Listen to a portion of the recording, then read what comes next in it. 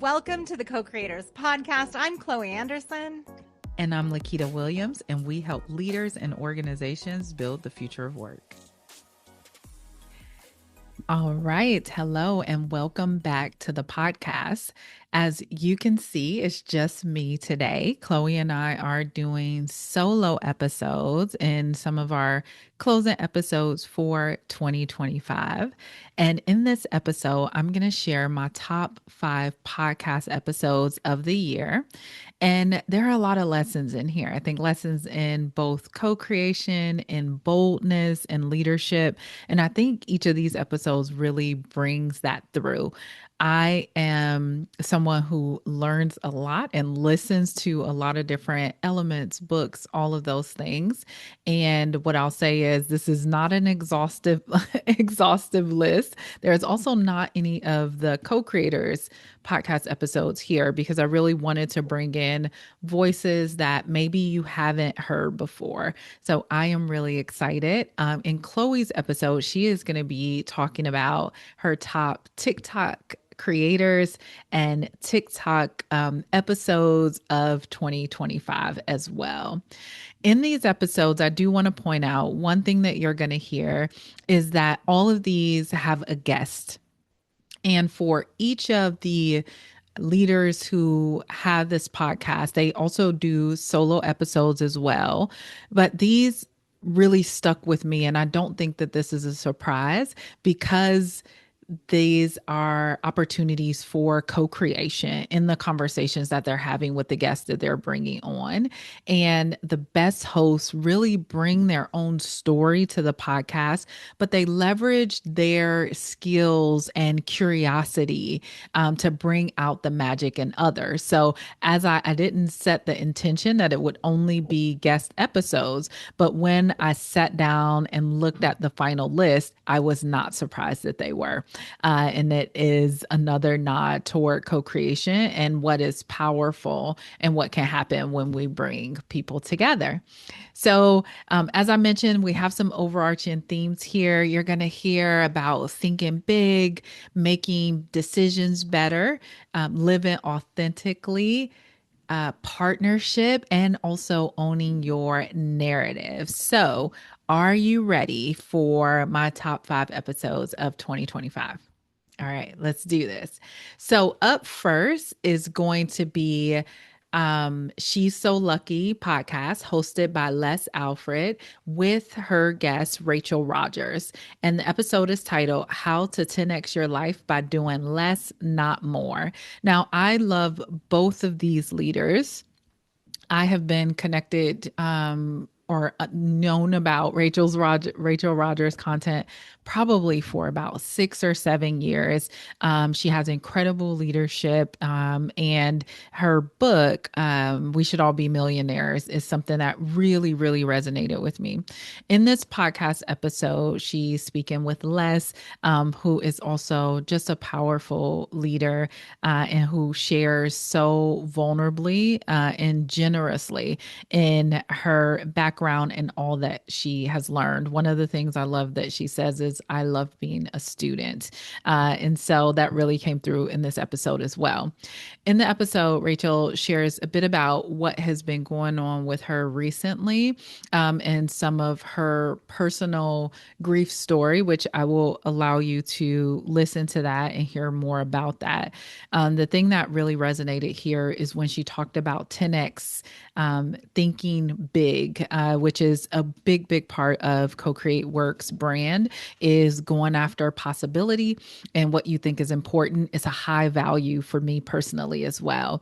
And so it reminded me of this idea from Strategic Coach founder, where the power of 10X is better than 2X. So instead of thinking, how do I just double what I'm doing so I can get a 2X response? How do I think, what would it take to make 10x happen? And so it was really great to hear Rachel talk about 10x thinking and how she is applying that to her own business right now and how she received that challenge from someone in her life. What would a 10x response look like? So, as I say that to you, I'm curious if you were thinking about 2026 and maybe your goals for the year ahead, you might say, how can I double my efforts? And what would the 2x result be? So, I ask you to take a step back and say, what would the 10x result be if I was to 10 times the effort for if it's launching a business, going to the next company, doing something that is going to transform my family? What would the 10x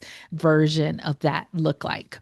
Another thing that came through in this episode is Rachel shared a little bit about her show that she is launching, and she brought it up as an idea, and then it picked up, and she just thought it would be something interesting. Well, she mentioned it to a team member, and I think she was on break, but when she came back, the team member was like, okay, so we're doing this, we're recording this thing. And the person on her team had organized all the elements that it would take to make that happen. And it reminded me of another process that is called who, not how. And so when we think about, okay, I am going to launch these next steps, I need to figure out how to do that. A lot of times we get stuck, and it's because we're asking the wrong question. The right question isn't how you're going to do it. It is who is the right person to help you do that, because it might be something that is beyond your scope or your zone of genius, the area where you are really meant to bring the new thing into this world. So it was wonderful, a wonderful episode. I encourage you to go and listen to how to 10x your life by doing less, not more, with Rachel Rogers on She's So Lucky podcast by Les Alfred. Beautiful. All right. Up next, episode 2 is Make Better Decisions Faster. And this is, the guest here was Dr. Alan Bernard, and this is on the Jasmine Star Show.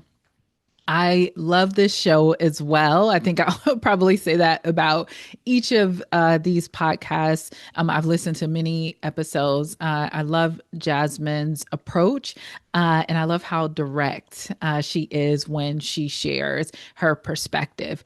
I have to say, when I listen to this episode, it is the one episode this year that I immediately listened to again, and I sent out to like 5 people. The frameworks, which I love a framework. The frameworks in this episode were so rich, and there were so many to choose from.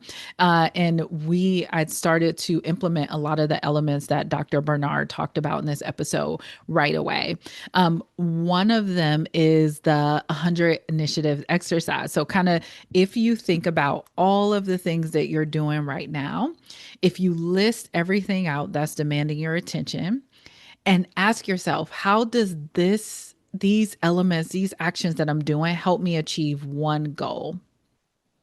And then what we'll see is, as we look at them, that a lot of the things that we're doing aren't leading us towards that one big goal that we're going after, whether that's at the team level or the individual level. So he encourages us to get really, really clear about what actions are we taking that are actually leading us to our big goal or goals that we are aiming to achieve.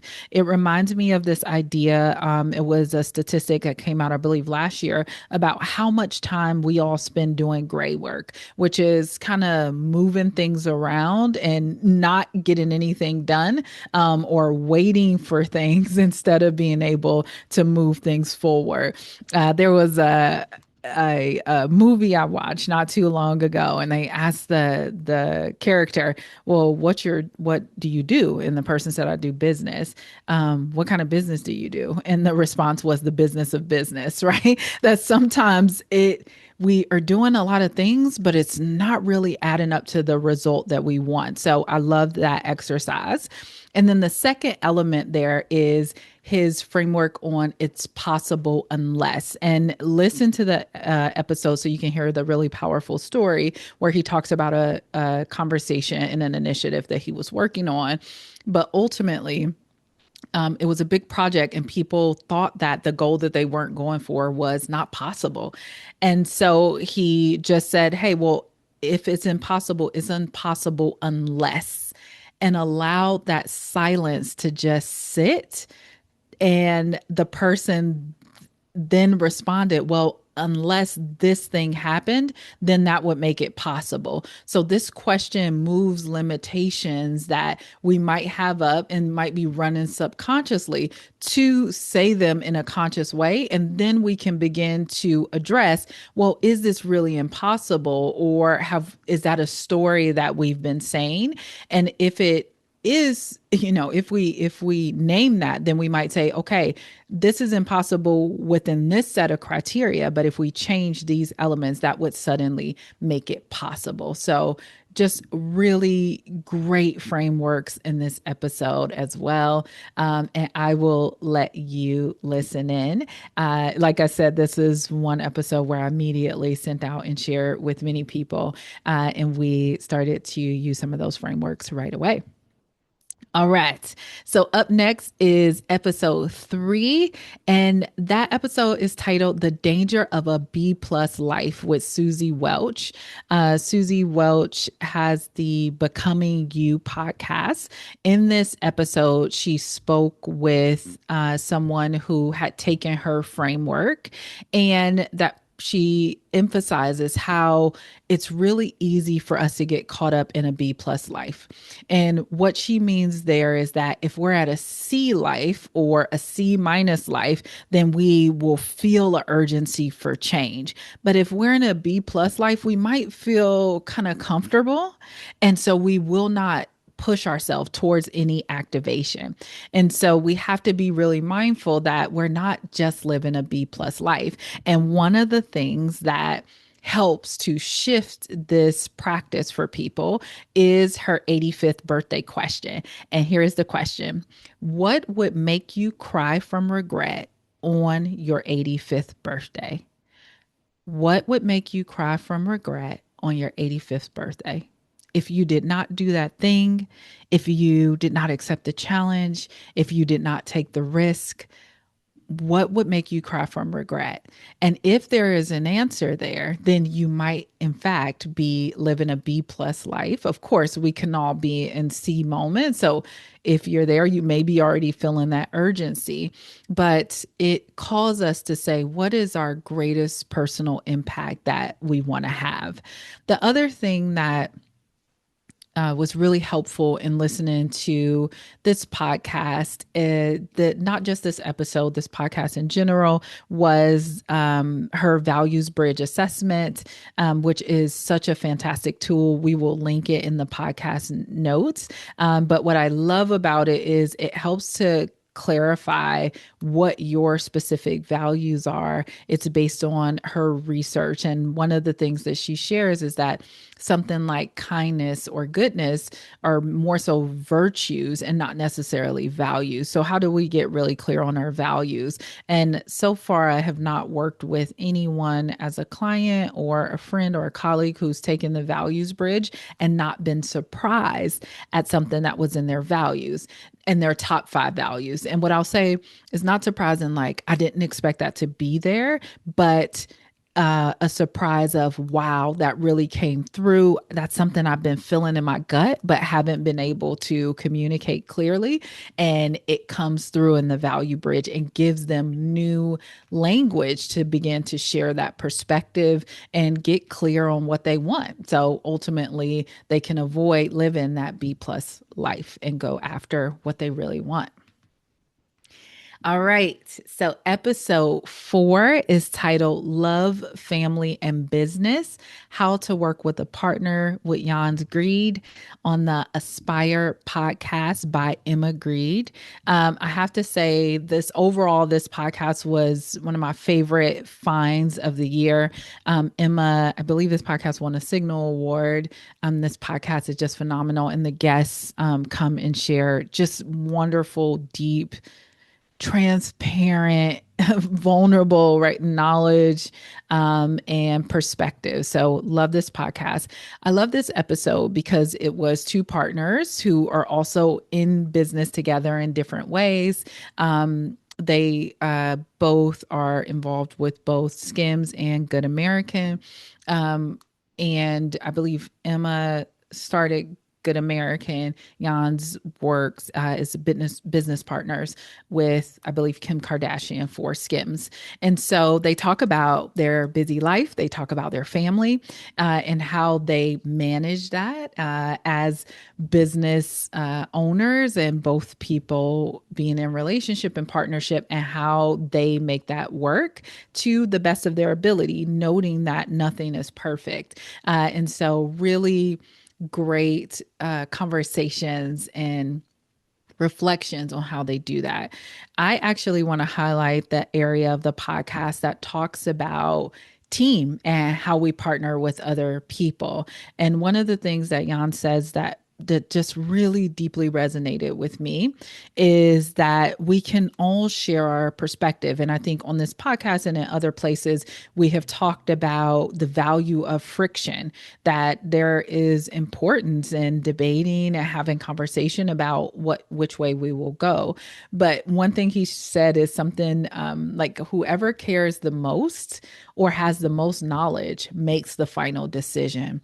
And I just love that, because we have to have this element of respect for expertise of the other person. We bring in the innovation pieces by having this debate and this friction, but ultimately the person who cares very deeply and who has the most knowledge should make that final decision. And I thought that that was just a beautiful practice and ways that our working agreements can come together to be activated.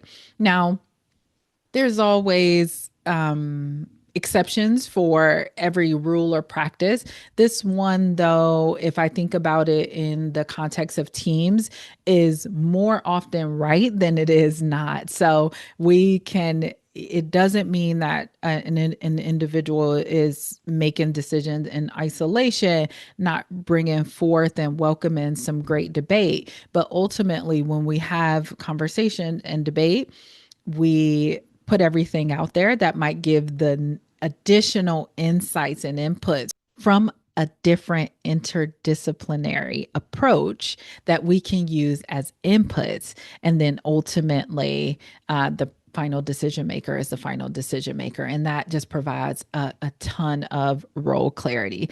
This episode is also really powerful because Jan shares his experience with anxiety and how he processes anxiety, how he leverages it as a superpower, what that turning point was for him, and how he takes care in different ways to help if it becomes overwhelming. So, great episode on both family and team dynamics. All right. And then our final episode for 2025 is titled America is at a breaking point, and I'm deeply concerned about the state of the country. If you listen to that title, you probably recognize by how is that by the way that it's written that it is from the Diary of a CEO, hosted by Stephen Bartlett with his guest, Kamala Harris. And I really love this episode, both for the transparency and vulnerability that Kamala Harris brought. One of the things that she shared is you don't let anyone tell you who you are, you tell them who you are. And that principle and practice came from her mother's advice and recommendation. And that's something that she has held with her. And she shares in this episode that it was important to her to control her own story, to tell her own story and communicate her own narrative. She says the history is going to write about the 107 days, and I'm not going to let that history be told or written without my voice being present. And so it was really, this episode brought forward a sense of both courage and confidence in how she talks. She talks about when you walk in the room, put your chin up, your shoulders back, and remind yourself that you belong in any room that you are in, that you have something to contribute. And it was just such a powerful episode around having confidence in yourself, belief in yourself, and controlling your story. So, a really beautiful way to end the year and reflection on how can you share and show up with an increase in confidence and make sure that your story is written with your voice and being in the room. So, as you can see, all 5 episodes are really, really powerful.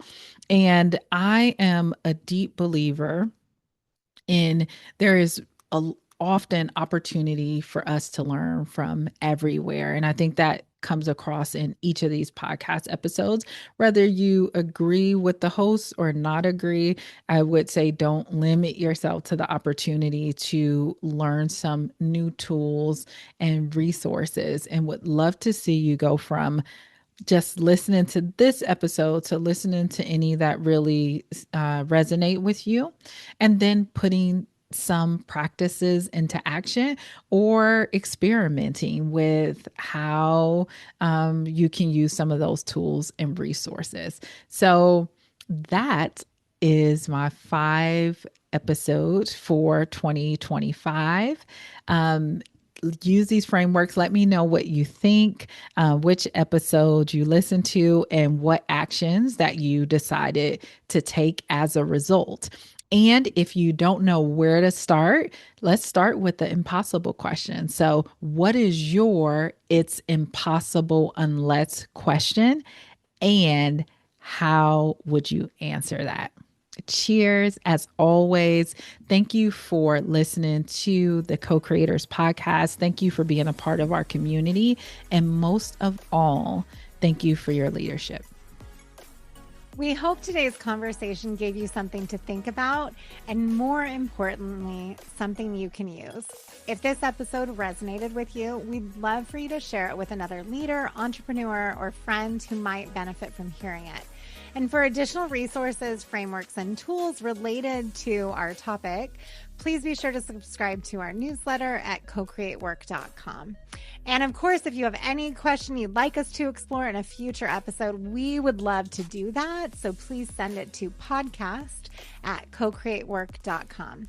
As always, thank you for being here, and thank you for your leadership.